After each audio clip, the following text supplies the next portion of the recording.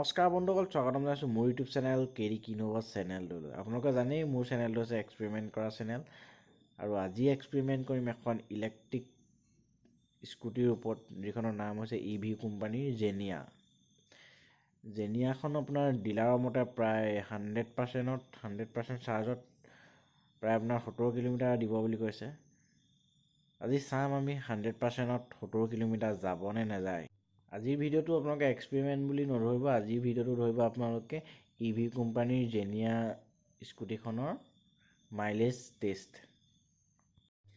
ভিডিঅ'টো আৰম্ভ কৰাৰ আগতে আপোনালোকক স্কুটিখনৰ অলপ ডিজাইনটো দেখাই লৈছোঁ।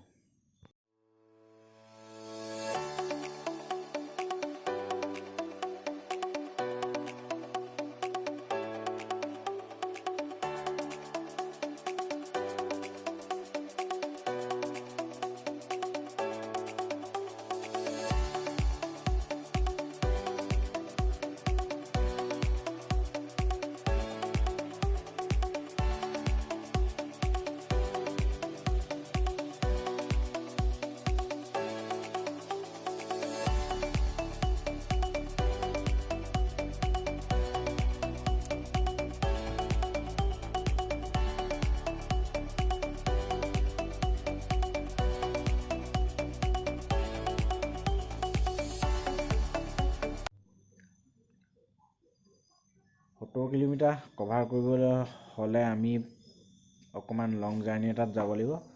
আপোনাৰ প্ৰথমতে আমি যাম আমাৰ বাঘচুঙাৰ পৰা তিতাবৰৰ পৰা আপোনাৰ মৰিয়নিৰ পৰা চিনামৰাৰ পৰা আপোনাৰ টাউনলৈ যাম, টাউনৰ পৰা ডাইৰেক্ট ঘৰ।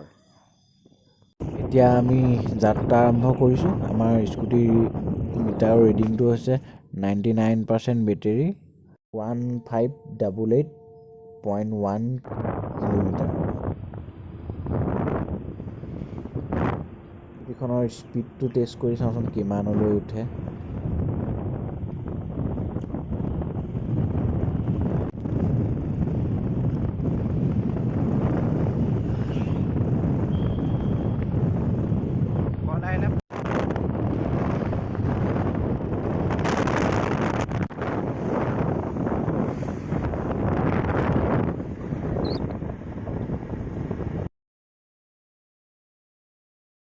তিতাবৰ পাই গ'লোহি।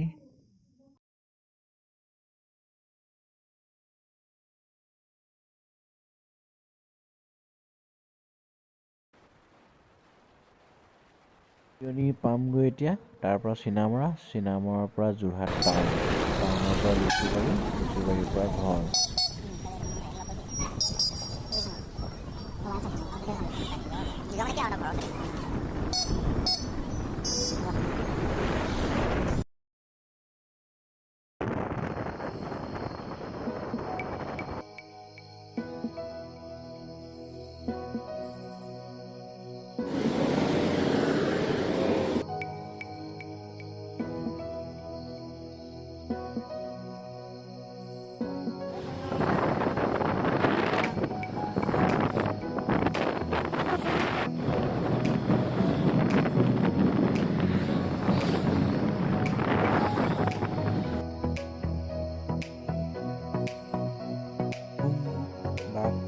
পাই গ'লো।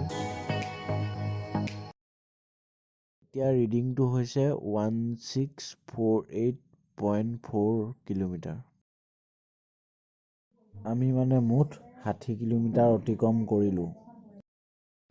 বন্ধুসকল, আমি 70 কিলোমিটাৰ যোৱাৰ কথা আছিলে, কিন্তু 70 কিলোমিটাৰ যাব নোৱাৰিলোঁ। আমি 60 কিলোমিটাৰ গ'লোঁ, আৰু 60 কিলোমিটাৰ যোৱাত আমাৰ বেটেৰী ইউজ হ'ল 51%, আৰু 48% থাকিলেই, আৰু 48%ত আৰু আমি 25ৰ পৰা 30 কিলোমিটাৰ ইজি যাব পাৰিম।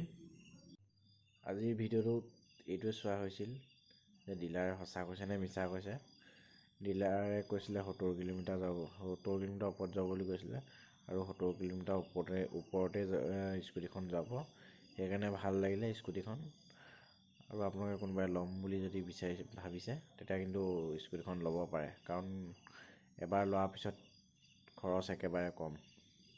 আজি যদি ভিডিঅ'টো ভাল লাগিছে আপোনালোকৰ, তেতিয়া লাইক এটা কৰিব, কমেণ্ট এটা কৰি জনাব, আৰু নতুন ভিউৱাৰ্ছ যদি হয় তেতিয়া প্লিজ ছাবস্ক্ৰাইব কৰি থৈ যাব।